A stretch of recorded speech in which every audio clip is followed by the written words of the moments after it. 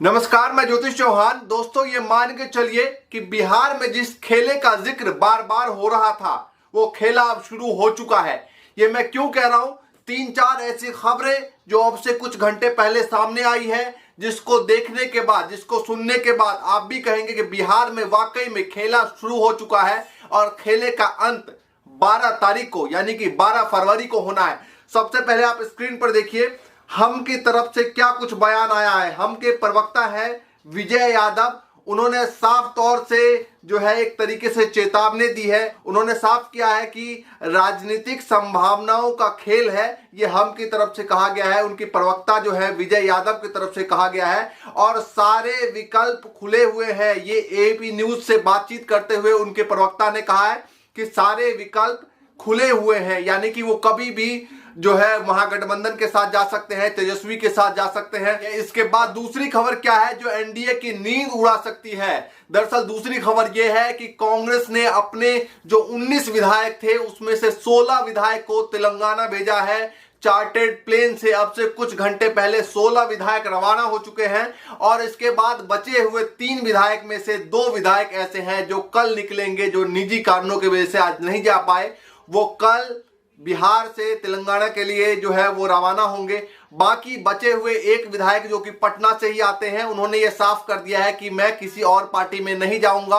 और मल्लिकार्जुन खड़गे से उनकी मुलाकात हुई, जो कल बैठक हुई थी दिल्ली में, उसके बाद उन्होंने साफ कर दिया मैं कहीं नहीं जाऊंगा, लेकिन मैं पटना में ही रहूंगा।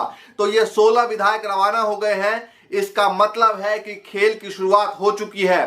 खेल के पीछे एक और वजह है। दरअसल फोन पर जिस तरीके से कहा जा रहा है, लगातार बातें चल रही है कि फोन पर जो है वो लालू प्रसाद यादव और मल्लिकार्जुन खड़गे की बातचीत हुई और बातचीत में उन्होंने साफ कर दिया कि कांग्रेस के जो विधायक थे उसकी टूट की खबरें सामने आ रही थी। जिस तरीके से जब एनडीए ने अपनी सरकार बनाई आज से 1 हफ्ते पहले की, हो सकता है कि कांग्रेस के विधायक टूट जाए, तो सबसे पहले फ्लोर टेस्ट से पहले जो है वो कांग्रेस के विधायक जो है उनको संभालने की जरूरत है। इसीलिए दिल्ली में मीटिंग बुलाई गई और मीटिंग में बिहार से जो तमाम 19 विधायक हैं उनको दिल्ली बुलाया गया और दिल्ली बुलाकर ये कहा गया कि आपको कहीं और शिफ्ट किया जाएगा और उनको तेलंगाना जो है वो शिफ्ट किया जा रहा है। और तीसरी बड़ी खबर क्या है? तीसरी बड़ी ये खबर है कि बिहार में जो कुछ चल रहा है, जिस तरीके से जीतन राम मांझी और उनके पार्टी की तरफ से बयान सामने आ रहे हैं, इस पूरी खबर को लेकर नए नवेले दोनों उप मुख्यमंत्री दिल्ली पहुंचे हैं। दिल्ली में कहां?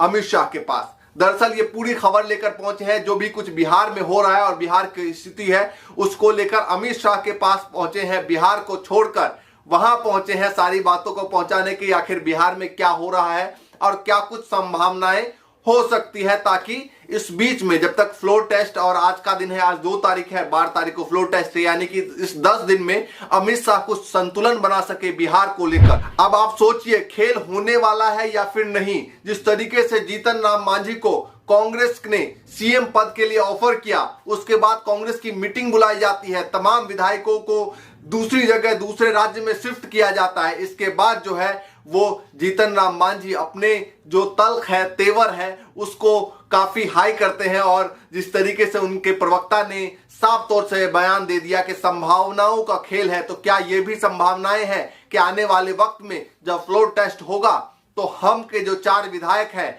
वो महागठबंधन की तरफ पहुंच जाएंगे और उनको सपोर्ट करेंगे। कहा यह भी जा रहा है कि इस सब के पीछे तेजस्वी यादव नहीं बल्कि खुद लालू प्रसाद यादव पूरे मामले को हैंडल कर रहे हैं और दिल्ली से सीधा बातचीत कर रहे हैं, यानी कि कांग्रेस से सीधा बातचीत कर रहे हैं और बिसात को बनाए रखने के लिए लगातार बातचीत चल रही है कि कुछ भी अगर कंट्रोल से बाहर होता है तो कांग्रेस उसको संभाल सके। पटना के गलियारों में खबर एक और भी है। दरअसल कहा जा रहा है कि ऑपरेशन ललन सिंह शुरू हो चुका है। अब ये क्या है ऑपरेशन ललन सिंह? दरअसल आपको याद होगा, आपसे कुछ दिन पहले जो है आपात मीटिंग बुलाई जाती है जेडीयू की तरफ से और ललन सिंह को पार्टी के अध्यक्ष पद से हटा दिया जाता है। उसके बाद ये खबरें सामने आ रही है कि 10 से 12 विधायक ऐसे हैं जो ललन सिंह के सपोर्ट में है, उनके कांटेक्ट में लगातार बने हुए हैं और उनमें से कई विधायक ऐसे हैं जो नीतीश कुमार के संपर्क से हट चुके हैं, नीतीश कुमार के संपर्क से जो है वो दूर जा चुके हैं। तो ऐसा हो सकता है कि फ्लोर टेस्ट के वक्त वो तमाम विधायक ललन सिंह के जो समर्थक हैं वो महागठबंधन को सपोर्ट कर दे और ललन सिंह भी महागठबंधन के साथ आ जाए।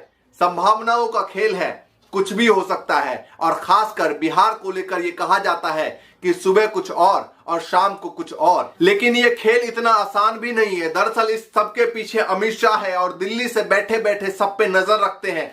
अब सवाल यह उठता है कि क्या आरजेडी साफ सुथरे तरीके से और साइलेंट तरीके से यह सारा काम कर पाते हैं कि या उनके विधायकों के बीच में कुछ फूट आ सकती है। वैसे तो कहा जाता है कि आरजेडी की विधायक जो है काफी पक्के हैं और जब तक तेजस्वी यादव और लालू प्रसाद यादव है तब तक वो विधायक कहीं नहीं जाने वाले। लेकिन सवाल था कांग्रेस को लेकर, जिसको तमाम विधायकों को अपसेट कर दिया गया है। अब देखना है 12 तारीख को क्या कुछ होता है। लेकिन जो खबरें सामने लगातार निकल कर आ रही है उससे तो यही लग रहा है कि बिहार में खेला होने वाला है, वही खेला जिसका जिक्र सरकार गिरते ही तेजस्वी यादव ने किया। उन्होंने साफ किया कि जो मैं कहता हूं वो करता हूं और खेल अभी बाकी है। अब क्या खेल बाकी है, आप तमाम लोगों को क्या लगता है, हमें कमेंट करके जरूर बताएं। और जिस तरीके से दोनों उप मुख्यमंत्री अमित शाह के पास पहुंचे हैं तमाम मामलों के जानकारी को लेकर कि बिहार में क्या कुछ चल रहा है। दूसरी तरफ कांग्रेस के जो विधायक हैं 19,